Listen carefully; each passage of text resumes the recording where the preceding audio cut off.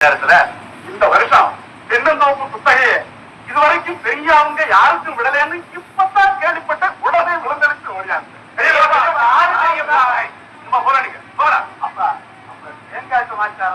ஐயோ கடவுளே, நான் என்னத்த பண்ணுவேன்?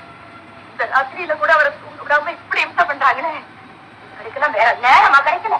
நீங்க ஒண்ணும் யோசனை பண்ணாதீங்க. உங்க கையில ஒரு பங்கு கொடுத்தா அது 2 பங்கு லாபமா திருப்பி வருங்கிற நம்பிக்கை எனக்கு உண்டு. என்ன என்ன என்ன இதெல்லாம்?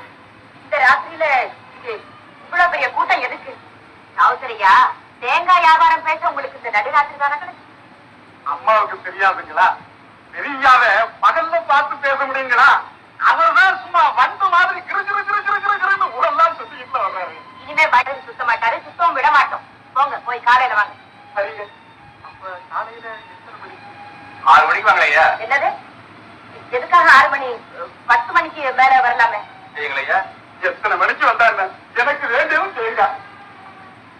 என்ன உங்களுக்கும் உங்க மக்களுக்கும் இன்னும் பசிக்கு எடுக்கலையா? பசி எடுத்துட்டு முக்கியமான விஷயம் கேட்டு. அது சரி, நமக்கு தான் சாதாரண விஷயமே கிடையாது, எல்லாம் முக்கியமான விஷயம் தானே. போங்க, தட்டெடுத்து வச்சுட்டு போங்க.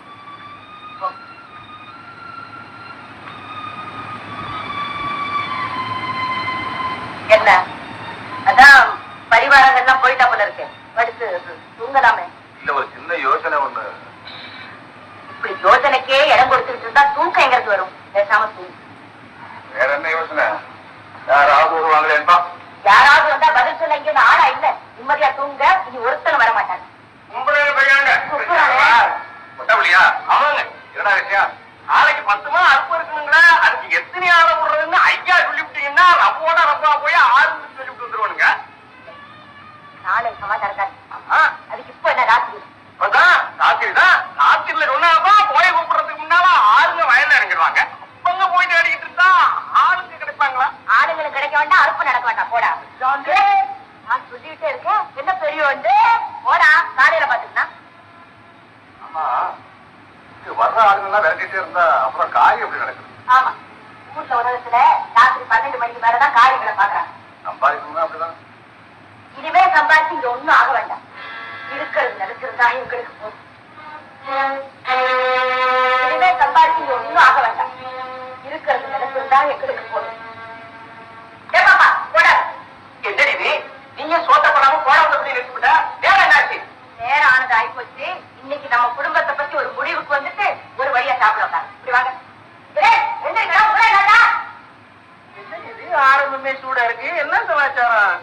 ஆமா, பெரியவங்களை பத்தி நீங்க யாராவது கொஞ்சம் கவலைப்படுறதுட்டா? பெரியவரை பத்தி என்ன கவலை? கவலை பெரியவங்களை பத்தி இல்ல. பெஸ்ட் வச்சிருக்கோமே ஒரு கூட செங்கலும் விடாதீங்களா? இதுகளுக்கெல்லாம் ஒரு கல்யாணம் காட்சி பண்ணி குடியும் கொடுத்த நம்ம வைக்கிற வரைக்குமாவது அவங்க உயிரோட இருக்கணுமா? இல்ல இதுகள்லாம் காவேக்காடு அறவேக்காடா இருக்கும் போதே அவங்களே தூக்கி விட்டு அம்போது நடுத்தரம் இருக்கணுமா? இதுக்கு இன்னைக்கு எனக்கு ஒரு பதில் தெரிஞ்சாகும். அடியே, ஈரக்கொலையே நடுங்கும்படியா தேதியை சொல்லி போட்டு பதில் வேற கேட்கிறீங்க. இப்ப என்னன்னே வந்துருச்சு பெரியவருக்கு? என்ன வந்துச்சா? இன்னைக்கு மத்தியானம் தானே காட்டினேன் அவங்க கம்பூனி நடந்து போறது. அதுதான் சாமியார்கிட்ட மருந்து வாங்கி கொடுத்துட்டு போறீங்க. சாமியார் எது சொன்னாரு? சொன்னாரு, இனிமே மருந்து மாயத்தினால ஒண்ணும் நடக்காது, அவருக்கு நேரா நேரத்துக்கு சோறும் நிம்மதியான ஓய்வும் கொடுங்கன்னு சொன்னாரு. அவ்வளவுதானே. சின்ன சங்கரி ஓய்வு எங்க கொடுத்தீங்க?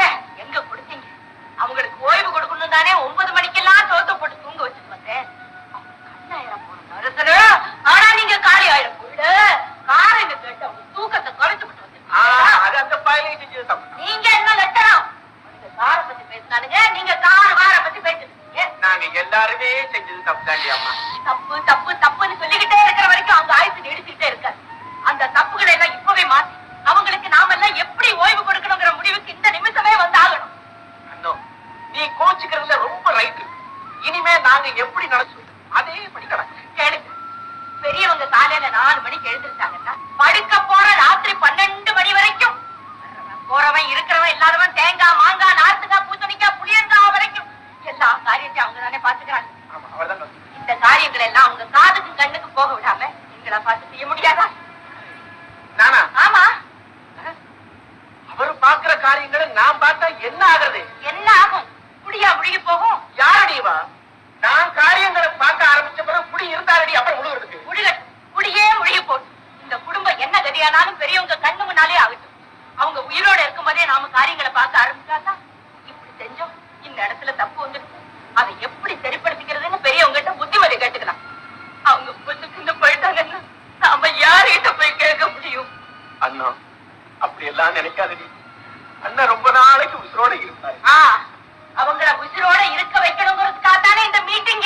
இல்லைன்னா இந்த நடு ராத்திரியில நான் ஏன் தொண்டை தண்ணி போக லோ லோ லோன்னு கத்திக்கிட்டு கிடக்கணும்? கவனம் வச்சுங்க. இனிமே எல்லா காரியத்தையும் நாமளா பார்த்து செய்வோம். சந்தேகம் வந்துச்சு எங்கிட்ட கழு. நான் பெரியவங்கள மாதிரி ஏதோ ஓரளவுக்காவது உங்களுக்கு ஆலோசனை சொல்லுவேன். ஏதோ ஓரளவுக்கா? அவர் கிட்டத்தட்ட ஒண்ணு தன்னை போலவே தயார் பண்ணி போட்டாருடி. அந்த ஒரு சங்கதி மட்டும் என் மூளைக்கு நல்லா பட்டு போச்சுடி. நீ சின்ன பெரியவரடி. பின்ன என்ன சின்ன பெரியவர்கிட்ட கேளு.